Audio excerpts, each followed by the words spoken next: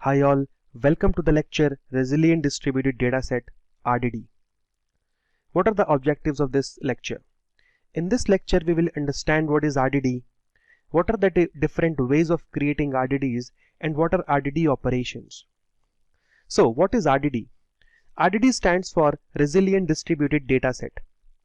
RDD is a collection of objects that is distributed across nodes in a cluster. So let's create an RDD here.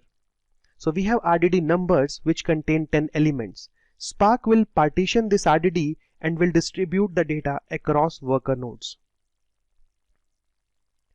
RDD supports lazy evaluation. So when we call a transformation on top of parent RDD, Spark is just maintaining the lineage. The actual work happens when an action is encountered. This is called lazy evaluation, and this is done for performance optimization and fault tolerance. Once created, RDD is immutable. That is, when a transformation is called on top of RDD, a new RDD is returned. It allows for more effective fault tolerance. RDD can be persisted in memory or on the disk. RDDs provide fault tolerance. RDDs contain lineage graphs to help it rebuild the lost partitions. Only the lost partitions of an RDD needs to be recomputed upon failure, and they can be recomputed in parallel on different nodes without having to roll back the entire app. RDDs also lets a system tolerate the slow nodes by running a backup copy of the troubled task. So let's understand how can we create RDD. RDD can be created in multiple ways. We can create RDD by reading a text file.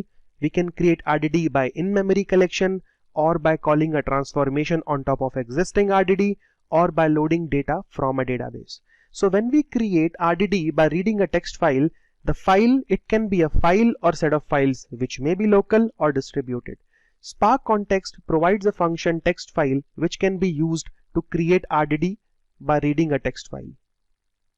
We can also create RDD by in-memory collection. So Spark Context create a function parallelize which can be used to create RDD from in-memory collection. We can also create RDD by calling a transformation on top of existing RDD. So for example, we are calling a map transformation on old RDD, which in turn returns new RDD. We can also create RDD by loading data from a database. So we can load data from a Cassandra table and it will return an RDD. So these are the ways to create RDDs in Spark. Let's talk about RDD operations. RDD supports two types of operations, transformations and actions. Now what is the difference between them? Transformations, they create new data set from the existing one. So when we call a transformation on top of existing RDD, a new RDD is returned. They are lazy evaluated. That means transformed RDDs are only executed when action runs on it. An example of transformations can be map, flat map, filter, and many more. Let's talk about action. Actual execution happens when an action is encountered. They return a value to the driver program after computation on the dataset. An example of actions may be count, reduce, collect, and many more. So let's summarize. RDD stands for Resilient Distributed Datasets, which is a fundamental data structure of Spark.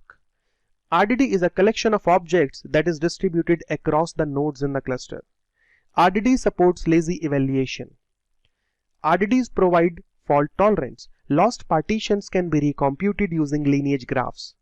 RDDs can be persisted in memory or on the disk. RDDs are immutable.